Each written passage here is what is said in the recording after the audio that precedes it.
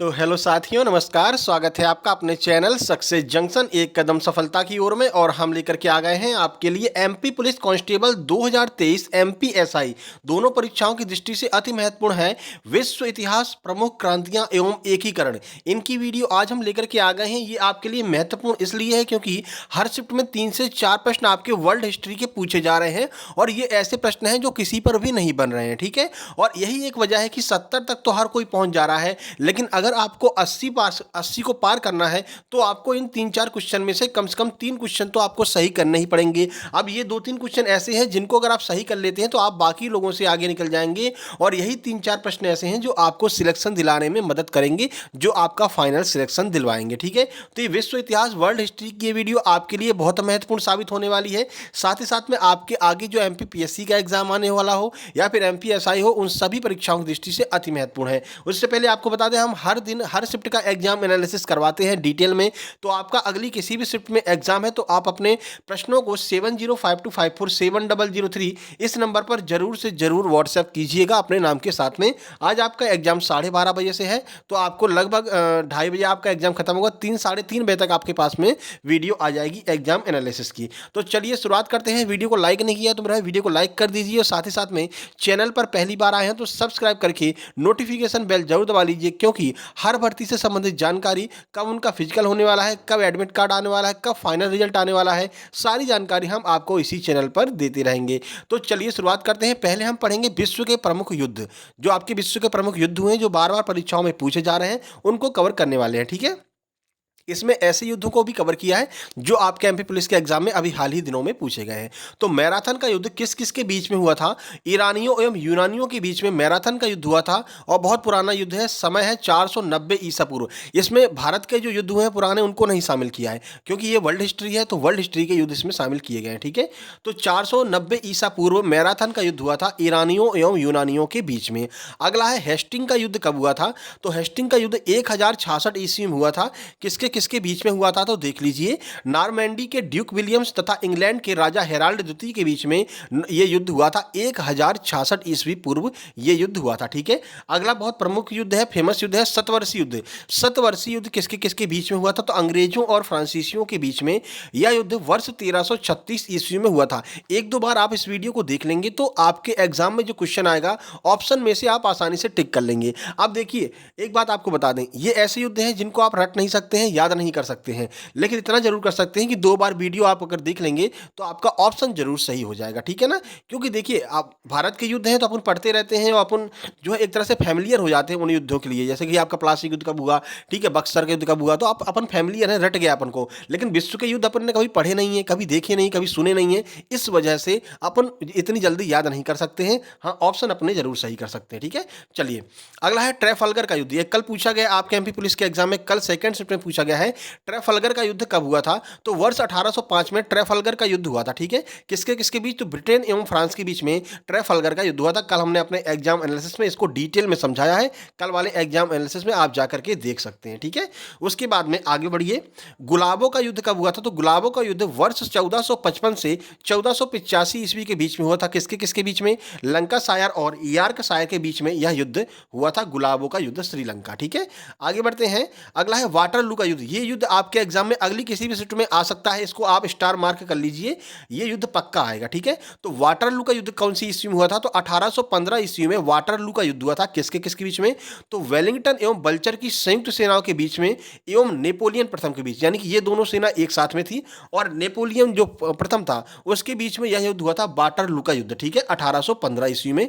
इस युद्ध के बाद में क्या हुआ? तो इस युद्ध के बाद में नेपोलियन को बंदी बना लिया गया तथा सेंट हेलेना द्वीप पर इसको निर्वासित कर दिया गया था, ठीक है। तो क्योंकि इसमें नेपोलियन को बंदी बनाया गया था वाटरलू के युद्ध में, इसलिए आपके लिए महत्वपूर्ण है, प्रश्न बनेगा ही बनेगा, ठीक है।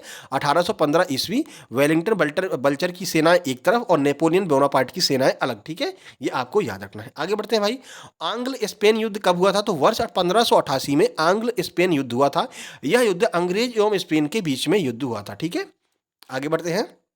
जिब्राल्टर बे का युद्ध किसके किसके बीच में हुआ था? जो जिब्राल्टर आपकी संधि है, तो जिब्राल्टर बे का युद्ध किसके किसके बीच में हुआ था? तो डचों एवं स्पेन, इसकी सेना एक तरफ थी, और पुर्तगालियों के बीच में यह युद्ध हुआ था। डच और स्पेन एक साथ में थे और पुर्तगालियों के बीच में यह युद्ध हुआ था, जिब्राल्टर बे का युद्ध। अब कब हुआ था देख लीजिए, वर्ष 1607 में यह युद्ध हुआ था। ठीक है, डेट भी बता दे रहे हैं किसके किसके बीच में, यही आपका पूछा जा रहा है। ज़्यादा डिटेल में जाने की आवश्यकता नहीं है, क्योंकि समय आपके पास भी कम है और हमारे पास भी कम है। ठीक है, अगला देखिए, बंकर हिल युद्ध कब हुआ था? बंकर हिल का युद्ध आपका वर्ष 1775 में हुआ था। बंकर हिल का युद्ध अमेरिका स्वतंत्रता संग्राम की यह पहली लड़ाई थी। प्रश्न बनेगा, अमेरिका स्वतंत्रता संग्राम की पहली लड़ाई को किस नाम से जाना जाता है? तो बंकर हिल युद्ध के नाम से जाना जाता है। वर्ष 1775 में यह युद्ध हुआ था। ठीक है, आगे बढ़िए। पिरामिड का युद्ध किसके किसके बीच में हुआ था? तो पिरामिड का जो युद्ध है वो नेपोलियन बोनापार्ट और मिस्र के शासक ममेलुक के बीच में पिरामिड का युद्ध हुआ था। ठीक है, वर्ष 1798 ईस्वी में यह पिरामिड का युद्ध हुआ था। चलिए आगे बढ़ते हैं। नील नदी का युद्ध कब हुआ था? यह बहुत बार पूछा गया प्रश्न है। तो वर्ष 1798 में नील नदी का युद्ध हुआ था। फ्रांस एवं ब्रिटेन के बीच में यह युद्ध हुआ था। ठीक है, आगे बढ़ते हैं। नेपोलियन का युद्ध कब हुआ था? तो देख लीजिए, नेपोलियन का युद्ध वर्ष 1803 से 1815 तक यह युद्ध चला था। नेपोलियन का युद्ध किसके किसके बीच में? नेपोलियन प्रथम एवं यूरोपीय देशों के बीच में यह युद्ध चला था 1803 से 1815। ठीक है, आगे बढ़ते हैं भाई। क्रीमिया का युद्ध किसके किसके बीच हुआ था? स्टार मार्क कर लीजिए, ये पक्का आपके एग्जाम में आगे आने वाला है किसी न किसी शिफ्ट में। क्रीमिया का युद्ध किसके किसके बीच में हुआ था? तो ब्रिटेन, फ्रांस और सार्डिया, ये तीनों सेनाएं एक तरफ थी।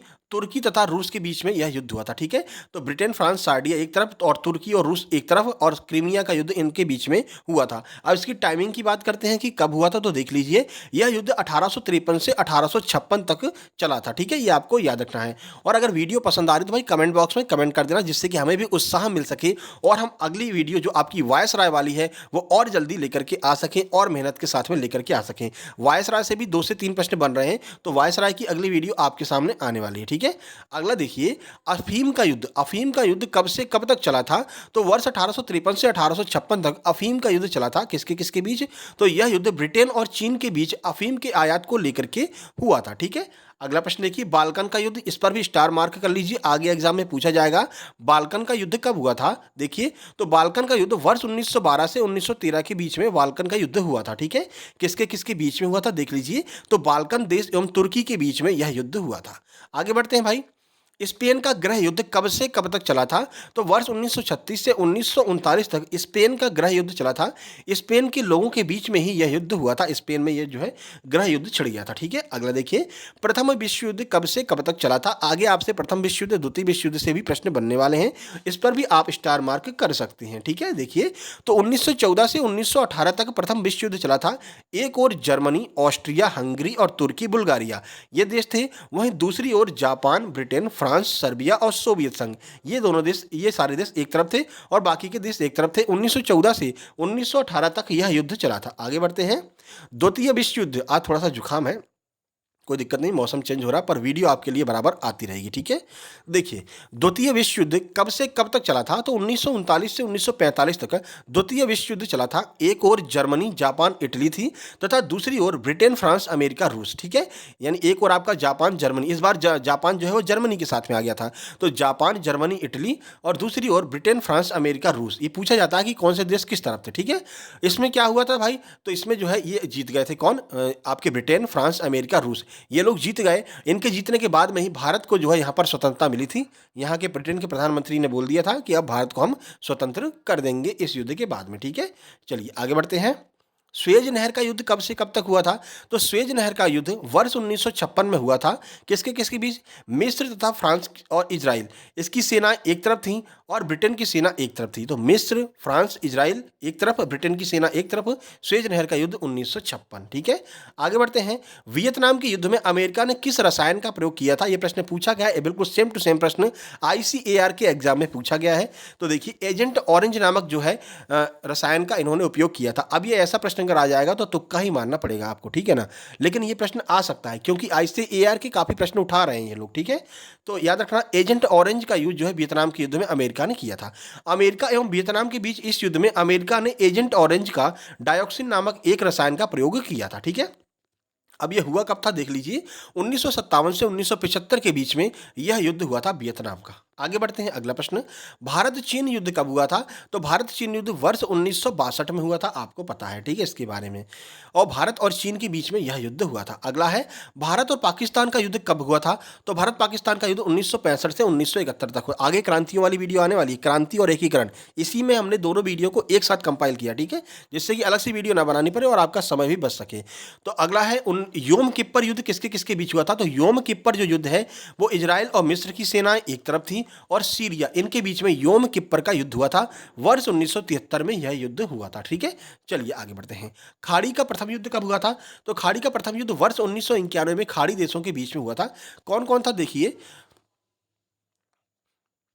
तो इराक के द्वारा कुवैत पर आधिपत्य किए जाने के पश्चात यह युद्ध शुरू हुआ था। इराक ने क्या किया? कुवैत पर अधिकार कर लिया, ठीक है ना, कुवैत पर अधिकार कर लिया। कुवैत एक अलग देश है भाई, इस पर अधिकार तुम कैसे कर सकते हो? तो कुवैत ने अमेरिका से निवेदन किया और अमेरिका अपनी सेना लेकर के आया था। अमेरिका सहित 39 देशों के सैनिक संगठन ने इराक को पराजित कर दिया। नाटो देश इसमें शामिल हो गए थे, ठीक है। इन लोगों ने मिलकर के इराक को समाप्त कर दिया था, इस युद्ध को, ठीक है। अगला है, अमेरिका अफगानिस्तान का युद्ध कब हुआ था? तो सही आंसर है वर्ष 2001 में अमेरिका और अफगानिस्तान के बीच में युद्ध हुआ था। इस युद्ध के बाद में तालिबान का शासन अफगानिस्तान से समाप्त कर दिया गया था, ठीक है। चलिए आगे बढ़ते हैं।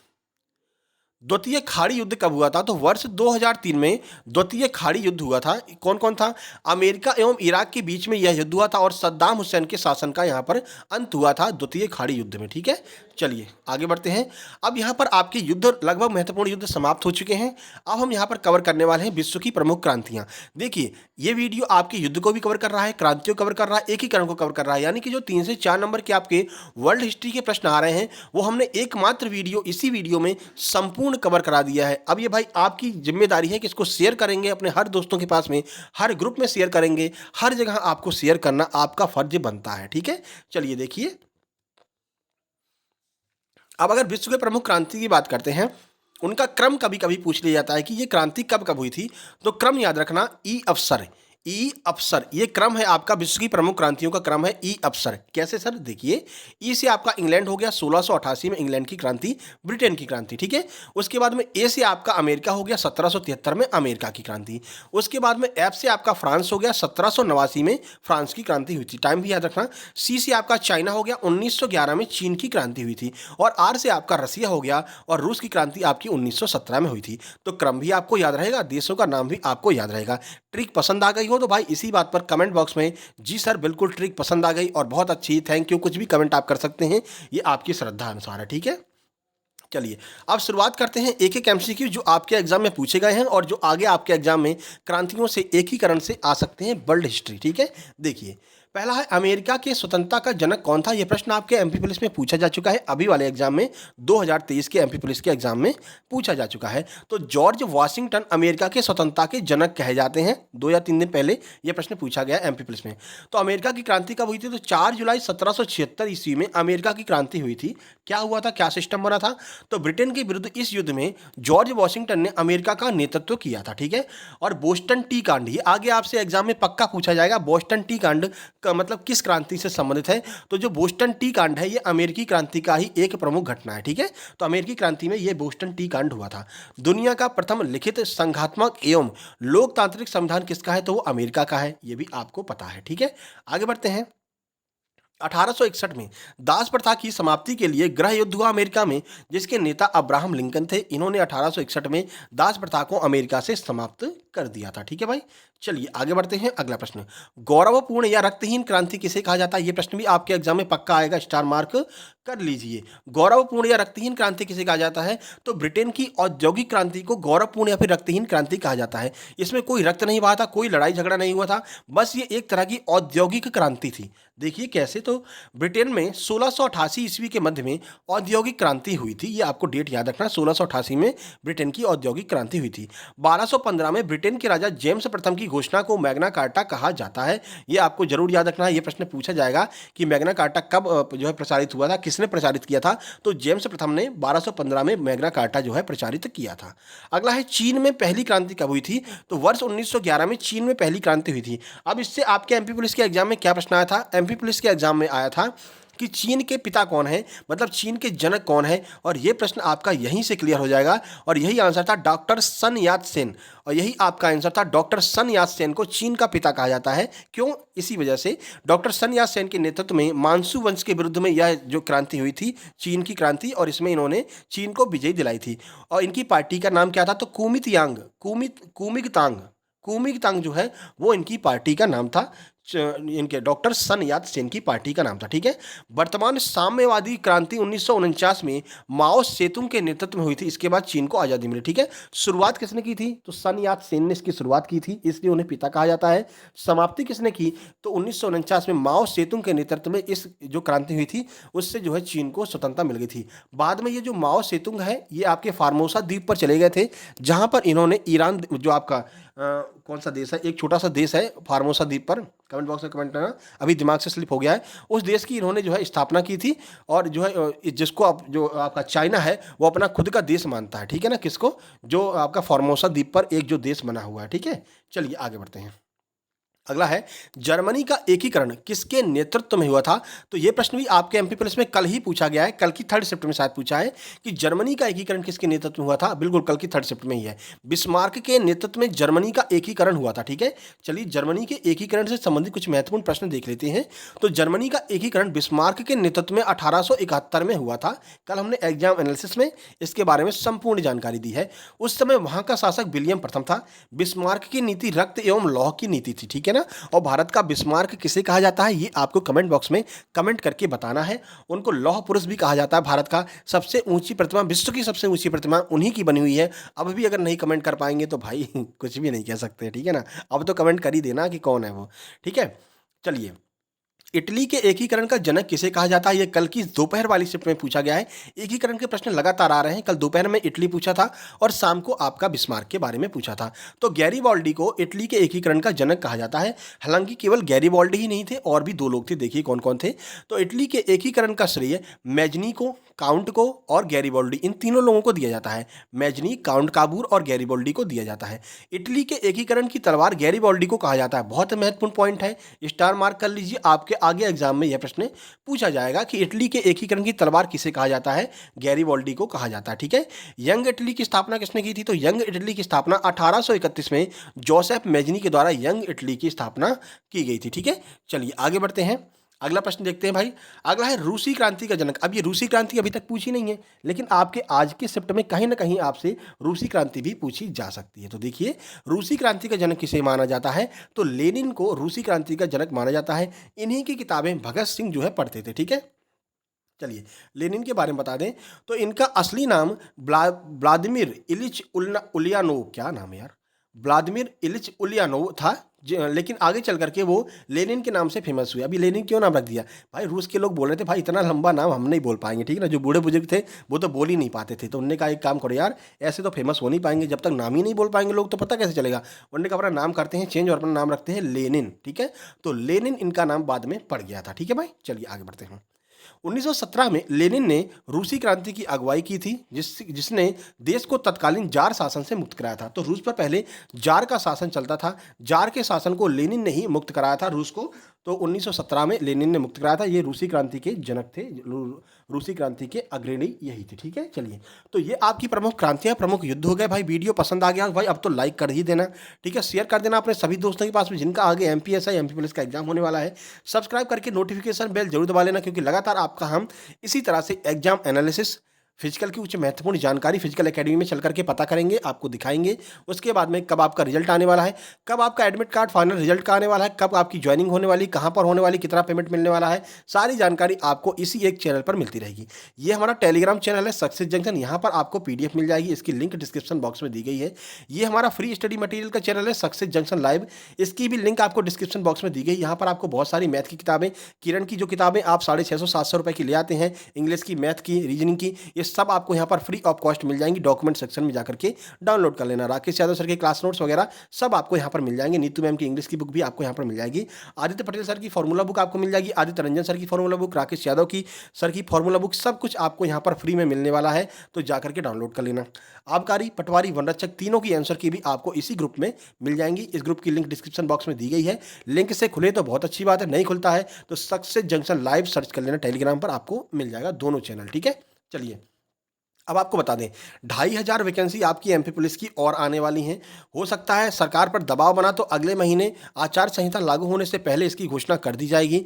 कल जो है मुख्यमंत्री जी ने एक मतलब घोषणा में कहा था कि 2500 ये वैकेंसी आने वाली हैं। वर्ग 2 की जो वैकेंसी है उसकी भी आपका नोटिफिकेशन बहुत जल्दी देखने को मिलने वाला है, तो मौका है आपके पास में, तैयारी करते रहिए, सक्सेस जंक्शन के साथ में बने रहिए। आगे जितना भी एग्जाम होगा आपका एमपीएसआई, महिला पर्यवेक्षक, सबके आपके एग्जाम एनालिसिस और डिटेल जानकारी आपको यहाँ पर मिलती रहेगी।